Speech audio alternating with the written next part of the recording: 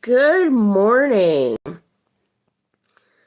Excuse me. Yeah, all right. I am 3+Kei, your favorite social worker. Welcome back. Um, for some reason, my alarm didn't do like the chirp chirp thing, like the sound wasn't on. That's not a good like reason to not have gotten up because the light, I told you I bought this alarm clock that simulates a dawn. So then this bright light, the bright light you see coming down right here is a happy light. That simulates sunshine. The alarm clock does the same thing. So the light came on and I saw that, but I did not hear the birds chirping, which is the alarm piece. You know, I don't know what to tell you. And then the coffee maker didn't work. So we're drinking water. And that's okay. You know, because the day will turn around. And we woke up today. So if we woke up, then that means there is purpose. So we'll find out what that is.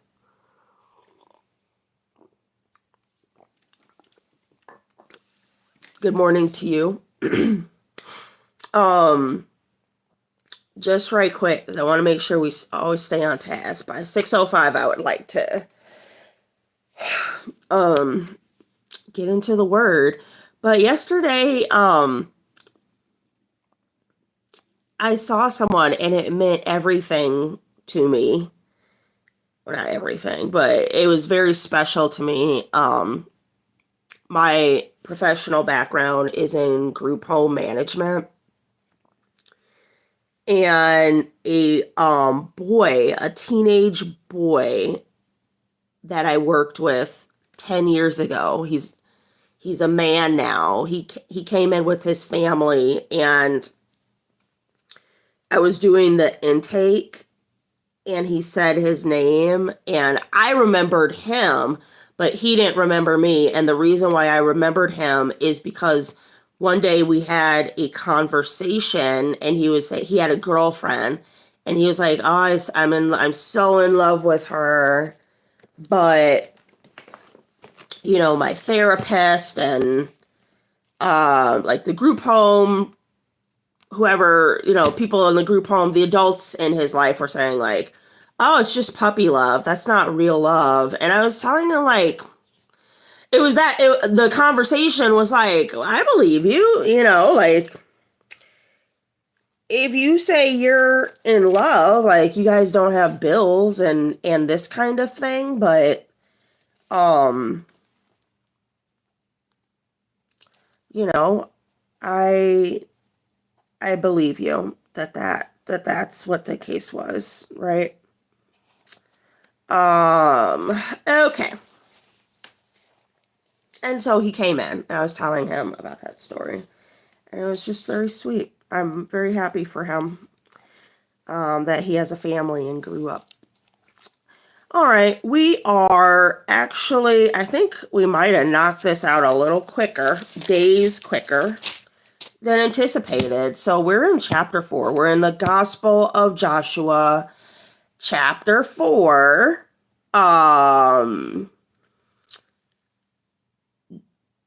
Yesterday we covered chapter 3, verses 14 through 17. The takeaway for me, I don't know if you guys are writing, taking notes and this kind of thing, or if you're just like watching me in all my exhausted glory, you know. But I do take this seriously because, you know, I wanna learn more about the word. I want to be in relationship with the Lord, and Bible study is a way to do that.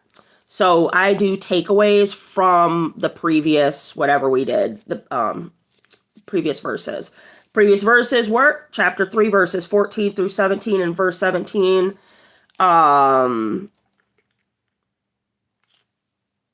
It was conveyed that the priest carried the ark of the covenant into the middle of the Jordan, and then they stood there and let the people pass by. So the note was, a leader should demonstrate loyalty to their subordinates and make sure that they feel supported. So like the example I keep using is like your employees or your kids, whoever you're like leading in life. It's not about it. It's not about getting them to do what you want them to do. They need to feel supported and emotionally and physically, and have all the tools and the wherewithal to assist your vision. I was thinking about this when parents say, I talked to a parent and she said, I want my kids to fear me. And you hear that sometimes. And I was saying, so you want your kids to fear you. I'm asking you, whoever's watching this, have you ever been afraid around somebody? Like, or I'm not afraid, anxious. Just a person, whoever this is, for whatever reason, makes you anxious. And all of that how, so you want to get away from that person, maybe even to the point that you'll do whatever they want you to do so that you can hurry up and get away from that person. And what you're saying is like, you want your kids to feel that way. That's wild to me. You want your children to be scared of you? That's, as a social worker, that's gonna play out later.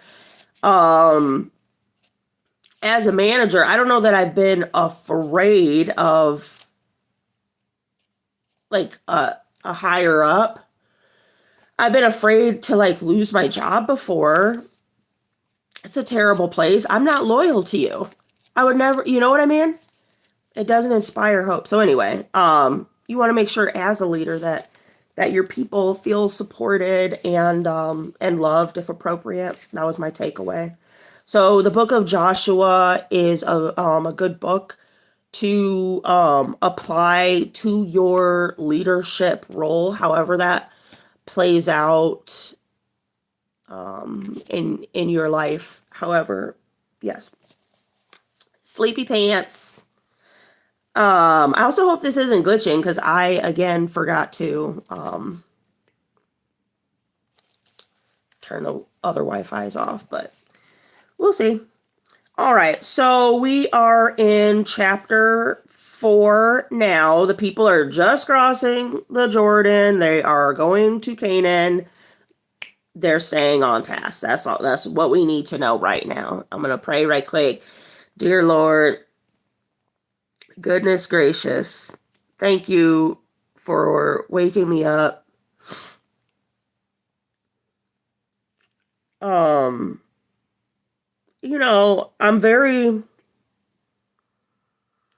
very grateful for you giving me this role in my life professionally, the ability to help others and have the blessing of seeing these kids in my past grow up and see what you're doing with them. I just pray that you bring them closer to your heart and allow them to bring you into theirs so that they can feel what the agape love, what the supreme love feels like so that they can experience that, Lord. Please watch over that young man and his family. Make sure they get to where they're going. Bless his heart with diligence and strength and the will to provide and protect for his child and his wife. And allow us, Lord, to walk forth today in intentionality. In Jesus' name I pray, amen. I hope they'll be okay. All right. Chapter 4. I'm going to read the commentary right up front for verses 1 through 24. It says, after the people safely crossed the river, what would be next? Conquering the land? That would make sense. Not yet. First, God directed them to build a memorial from 12 stones drawn from the river by 12 men, one from each tribe. This may seem like an insignificant step in their mission of conquering the land, but God did not want his people to plunge into their task without first reflecting upon all he had done for them up to this point, as well as their need for him to be with them for their future challenges. They needed to pause to focus on him and remember who was guiding them. As you are busy doing your God-given tasks, set aside quiet moments to build your own memorials to God's power. Too much activity may shift your focus away from him. Yeah. Too much busyness is a distraction. You might be doing it to distract yourself. Too much busyness might be a trauma response too. I don't want to think about XYZ, so I'm going to stay busy. At some point, you've got to process your stuff, or at least acknowledge it, get a handle on it so you don't repeat it. Biblically, the scripture to apply would be still and know that I am God. It's important. All right, chapter 4, verse 1. When the whole nation had finished crossing the Jordan, the Lord said to Joshua, "Choose 12 men from among the people, one from each tribe, and tell them to take up 12 stones from the middle of the Jordan, from right where the priests are standing, and carry them over with you and put them down at the place where you stay tonight." So Joshua called together the 12 men he had appointed from the Israelites, one from each tribe, and said to them, "Go over before the ark of the Lord your God into the middle of the Jordan. Each of you is to take up a stone on his shoulder according to the number of the tribes of the Israelites, to serve as a sign among you. In the future, when your children ask you, 'What do these stones mean?' tell them that the flow of the Jordan was cut off before the Ark of the Covenant. When it crossed the Jordan, the waters of the Jordan were cut off. These stones are to be a memorial to the people of Israel forever." So the Israelites did as Joshua commanded them. They took 12 stones from the middle of the Jordan, according to the number of the tribes of the Israelites, as the Lord had told Joshua, and they carried them over with them to their camp, where they put them down. Joshua set up the 12 stones that had been in the middle of the Jordan at the spot where the priests who carried the Ark of the Covenant had stood, and there they are to this day. I wonder if those stones, how the priests stood there, how we talked about that in verse 17, chapter 3, how the priest stood there to signify support, to signify I am with you, to signify I'm not going to be leaving you in the middle, and then let the people pass by.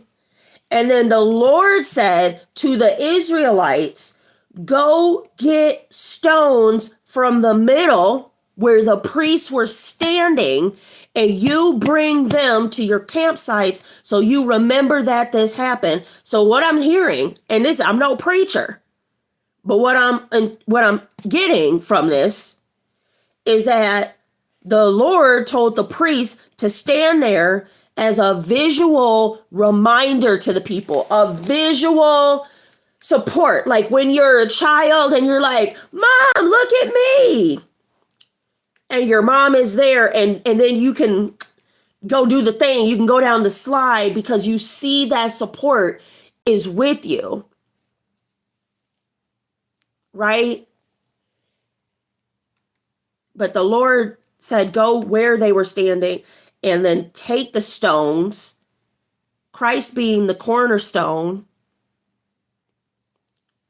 and take it with you and bring it with you. Bring that support. So you get the physical support, the physical reminder, and then take a memento, a stone representing Christ biblically in biblical kind of, what do you call it, signage. Take it with you. Take it with you so you remember this moment. Let's make sure we're on task, okay? Verse 10. Now the priest who carried the ark remained standing in the middle of the Jordan until everything the Lord had commanded Joshua was done by the people, just as Moses had directed Joshua. The people hurried over, and as soon as all of them had crossed, the ark of the Lord and the priest came to their side while the people watched. The men of Reuben, Gad, and the half-tribe of Manasseh crossed over, ready for battle, in front of the Israelites as Moses had directed them.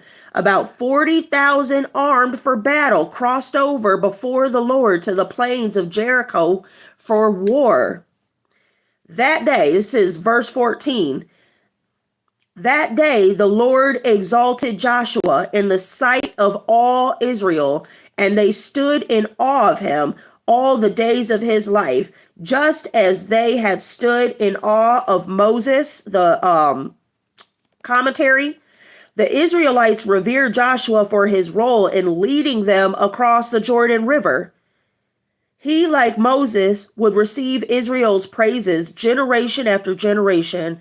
This was in large part because of God's unique favor upon Joshua, but it was also because of Joshua's relentless commitment to obey God and be his servant. All of this were God was telling him what to do the whole time. Remember? Although Israel was not a world power at that time, Joshua's reputation for handling his responsibilities God's way brought him greater recognition than if he had been a hero in a superpower nation. Doing God's work God's way is more important than striving for recognition. Though sometimes God brings recognition to those who do right, and they will certainly be recognized in his eyes. That is difficult. When you are standing up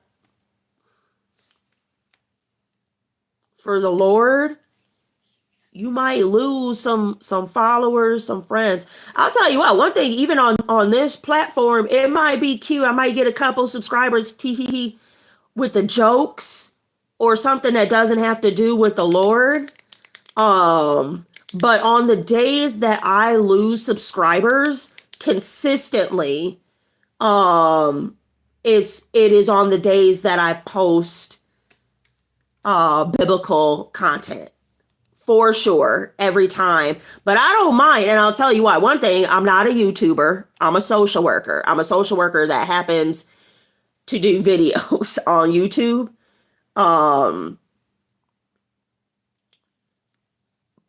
But number two, I would rather talk about the Lord and kind of let people flesh themselves out. I'm glad you like the dad joke, right? Like good. And so, you get the subscribers or people yeah, anyway. But once I start talking about the Lord, if that's offensive to you, if that's something you don't want, I would rather you stay because maybe you could learn something. But if you leave, you also, it's less like negativity. You know what I mean? It's just less people working against me when they comment things that aren't productive. You know what I mean? So, yeah, do God's will, God's way. People are going to have something to say. It just is what it is. Do you love the Lord or not? Do you want a relationship with the Lord or not? Do you want to live in obedience to the Lord and reap those rewards or not? Right? Um, so do you, boo? That's the end. Do you? Okay. I'm 3+Kei. I'm your favorite social worker. Um, it's Juneteenth. I don't know what you're planning on doing about that. I am behind on work stuff, so I am still working today. There will be no barbecues. There will be no. Um, I will leave you with this. I had asked my mom. My mother has a bunch of degrees, and I asked her one time what she did during the civil rights movement. I was 19 when I asked her this. I wanted to hear that she had been marching and, all the things that they show us. And she turned around and looked at me like I was a fool. And she said, when I asked her, what did you do during the civil rights movement? She said, I got my education. And that is so powerful to me to this day. I do think it's valid in all the social movements going on in the world.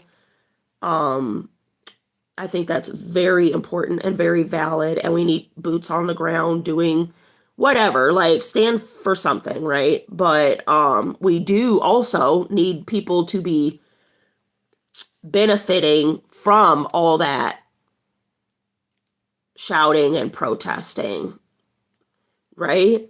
And so that was that's what I took from it. So I too am in school and plan on getting my education, and I very much so understand my history. One thing that's really interesting is that I am for sure conservative leaning. I don't shy away from that. I am also Black. And that is not something I've noticed. A lot of Black conservatives are heavily assimilated. And so do you, right? But I have a heavy understanding of the history of my race, particularly in America. And I do take it seriously that we need to be uplifting one another, and being Black and conservative and a devout Christian. Those three things can and do over here exist harmoniously. And so I always want to be clear on that. I'm not your scapegoat. I'm not your token. So with that said, hey, it is Juneteenth. If you don't know what that is, I implore you, if you are not Black, take 5 minutes, go on Google and just learn about what it is. Okay? And maybe the impacts of slavery If you might think, oh, black people are really mad, maybe take another 5 minutes and ask Google why. Ask Google why. Start learning, so then you can like be helpful. That's what I've got for you. Um, uh, let's always scripturally we bear one another's burdens. So if somebody's very like upset, somebody's very, you know what I mean? It's wise to like come alongside someone you would consider a friend, or maybe you don't. That's on you. Anyway, I'm 3Plus Kei, your favorite social worker. Please subscribe for more content. If you already subscribed, share this, like this, comment when you see me. Videos are Monday through Friday, 6 a.m., 9 a.m., 12 p.m., and 2 p.m. The tagline is Pursue the Smile. What I want is for you to achieve your goals, big and small. The way to do this is through prioritizing three things. That is God, that is your physical health, and that is the pursuit of any education. If you're not smiling and you want to be, please go pursue that smile. I'll see you guys at 9 a.m. Subscribe, and I will talk to you later.